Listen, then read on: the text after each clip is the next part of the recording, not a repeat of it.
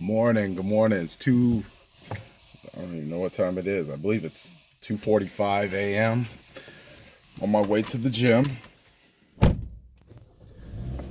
And yesterday, a couple things have been happening. Lost a friend on Sunday, which was, get rid of it. I bet that was hard for his family. I lost a friend on Sunday, and that friend was a client, and we ended up being people who would pray for one another. He'd be the only cat waking up at 2 o'clock in the morning to catch me on the freeway so he can pray with me. I think that's a little crazy, but I like crazy. And then client I'm representing right now, his wife is in hospice and she has Alzheimer's, and she's the doctor. He sent me a message yesterday just kind of keeping me briefed on what's going on, and says that doctor says she has 2 to 3 weeks to live. And we thought, my friend had a couple days to live, and then I got a message again saying you might want to make it down here. He's doesn't have that much time. So the doctors don't necessarily know when it's time to go. That's God's job, but they can assess based off how kidneys and all those other functions are going. And I woke up, and immediately the first thing that came to mind was let the dead bury the dead.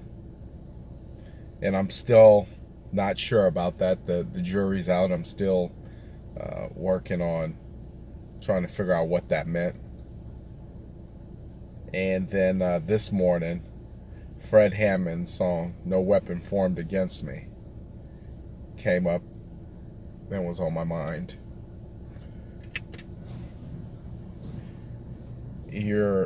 I think, and here's my personal opinion, I think people struggle with life on a daily basis. Maybe not,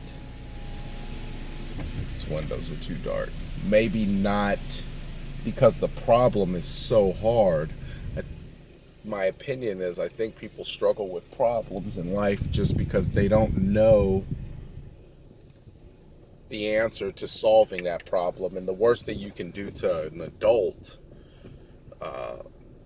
and I'm not even talking about a child, but an adult who's been through some things, is put them in a situation where they don't know how to fix it.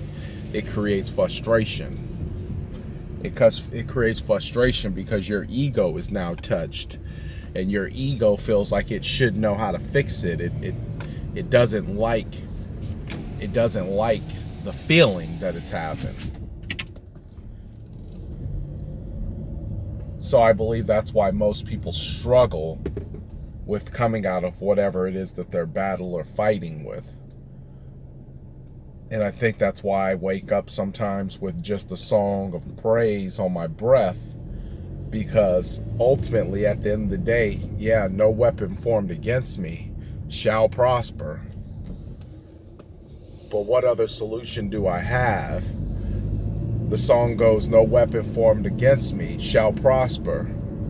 What God said he will do, what he said he would do, he promised he will do.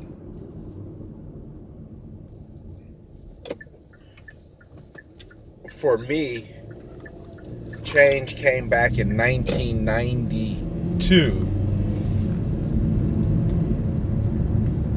when the pastor told me that I had an ability, and I was sitting in a jail cell, and I got something really cool coming the next couple days just to kind of change notes that's right along the lines of what I'm getting ready to say.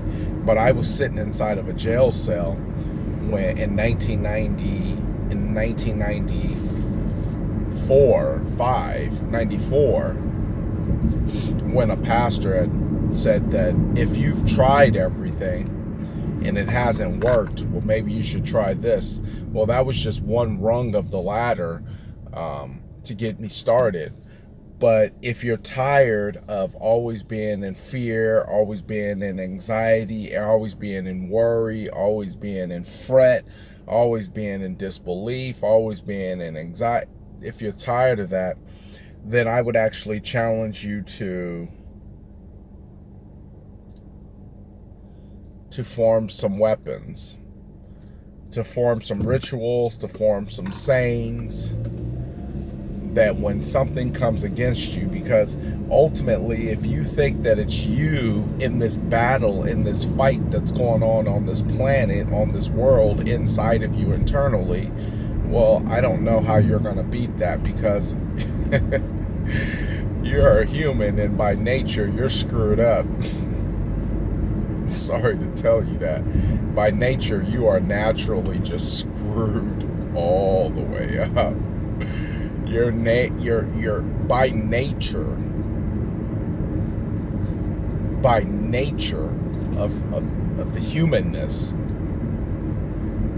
lot of that fear and all that other stuff is normal. But if you can come out of that and you can give your power to an external source bigger than you, then you can find something that's fighting the battle for you.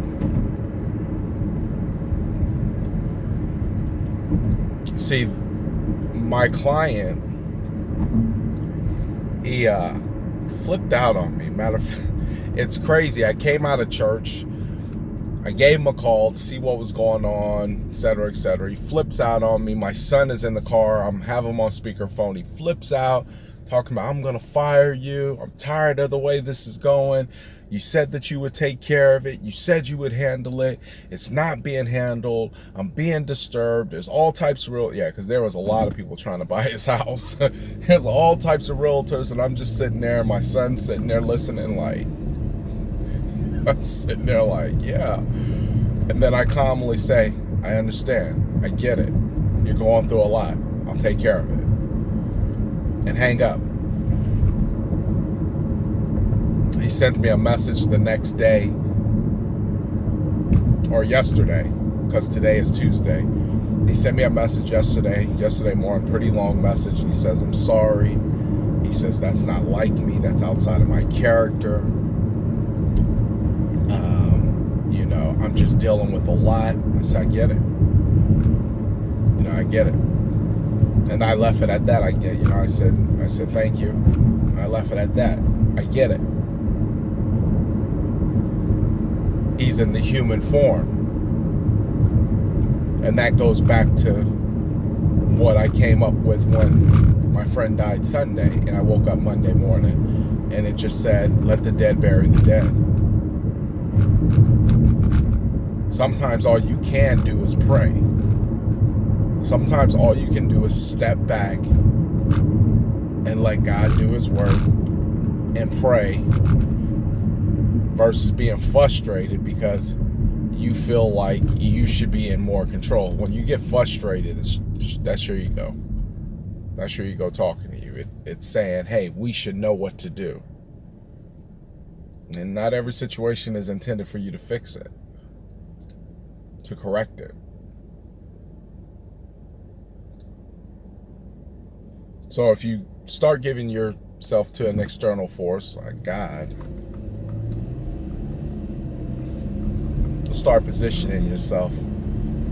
But that's still just half the battle. You got to start winning your spirit back. Stop letting your soul run so much of the show.